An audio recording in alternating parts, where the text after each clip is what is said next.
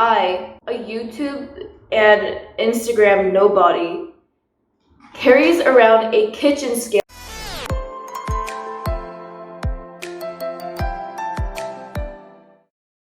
Hi, my name is Lucy at Healthful Lifting, and in today's video, I will be talking about fitness and its effects on our health. Stephanie Buttermore, a YouTuber, has been under the flames lately for her all-in approach. So basically what she does is she eats as much as she can until she's satiated so that she can regulate her hormones again. While I do respect her a lot, I do have one problem, which is with her Instagram called Steph's Hollow Leg. A lot of pictures of junk food, and it's almost as if she's promoting them.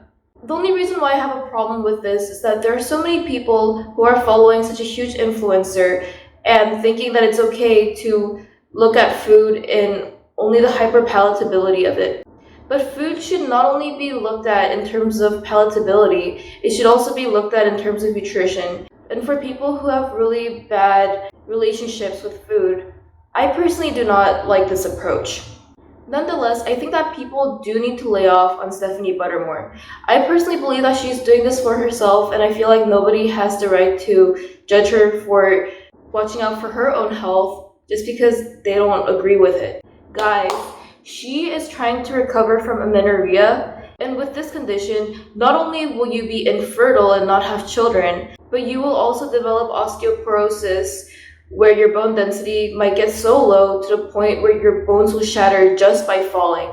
You could also develop early onset of dementia with this condition, and cardiovascular disease, and ultimately death.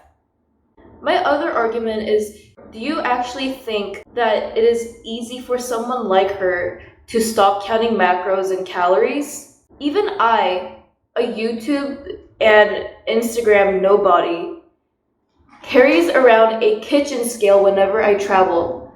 I developed hypothalamic amenorrhea myself, and right after I competed, my mom hid this from me, and I just recently found it yesterday. I was inspired to make this video after watching Greg Doucette's video on Stephanie Buttermore yesterday. While I did agree with almost everything he said himself, I went down to the comments to find that they were rather offensive or ignorant in my opinion. It seems that people place a lot of value on how many times you've competed, and they said stuff like, oh look, Stephanie Buttermore only competed once versus Greg, he competed 55 times. But the number of times you've competed has absolutely nothing to do with your eligibility to talk about how competing has adversely affected your health. When you really think about how some women can actually develop hypothalamic amenorrhea just by working out moderately for 3 times a week, you really can't judge someone for their experiences and what they're going through. On one scientific literature, it has been found that women tend to have mutations on some of the 7 reproductive genes tested.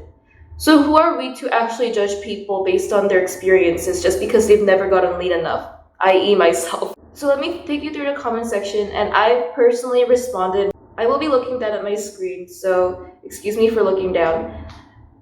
But basically, one person started by saying that the all-in people are in some type of conspiracy, but he was fairly reasonable and not too rude about it. I, however, responded that as someone who is in the all-in approach myself, I don't think that it has anything to do with body positivity. And I mentioned the things that I've agreed with and disagreed with.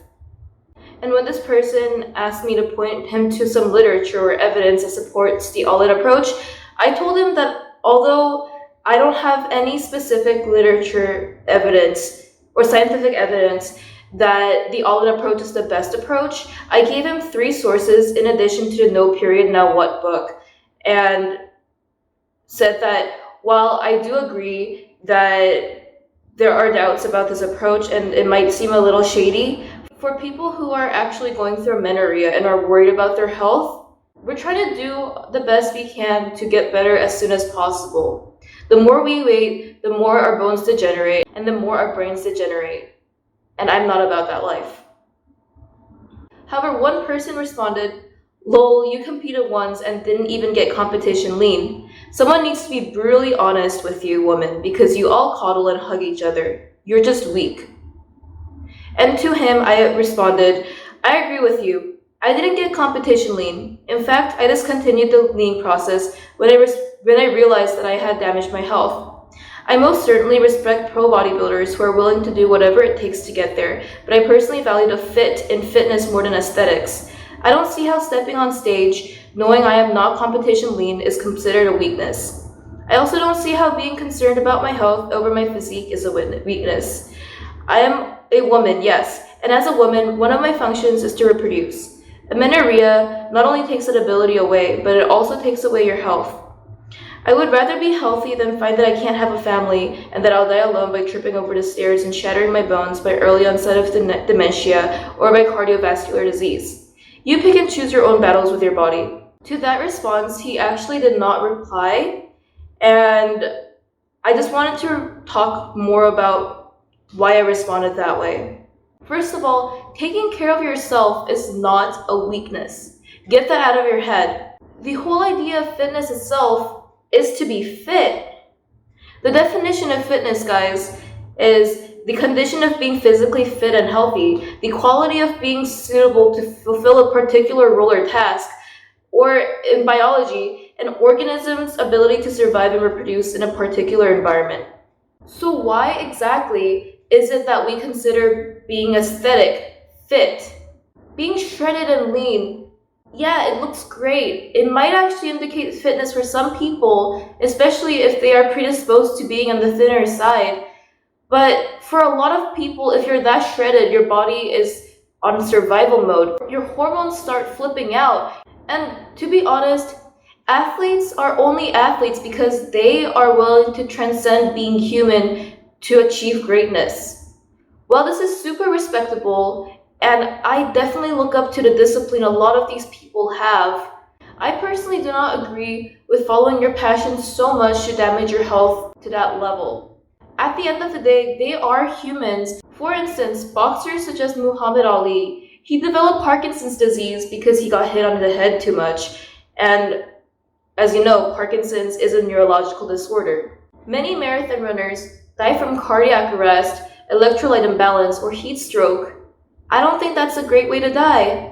And amongst many other health issues that may arise from overtraining, rhabdomyolysis is one of them, where people's muscles start to break down and sometimes people die from kidney failure. It's kind of sad. So I am passionate about health and fitness because I grew up with health issues my whole life. When I was little, I used to go to the doctors all the time, and my parents thought that I was faking it because I had severe migraines that were debilitating me. And guess what? When I finally reached my teens and my body itself got better, my mental health suffered tremendously. And after my mental health started to degenerate, my body faced worse consequences. So I've never lived a super healthy lifestyle. I think that people really need to talk about the adverse effects of training excessively. It is definitely not for everyone, and it is not to be glorified when people die from steroid use or overtraining or hormonal imbalances.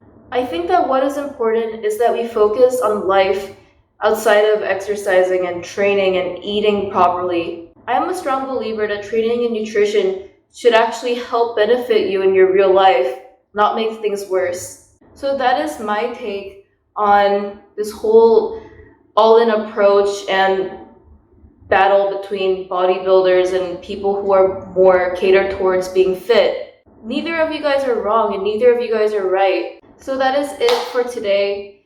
Thanks for listening to my rant if you've made it this far. And if you like my video, please hit the like button and subscribe. Thank you.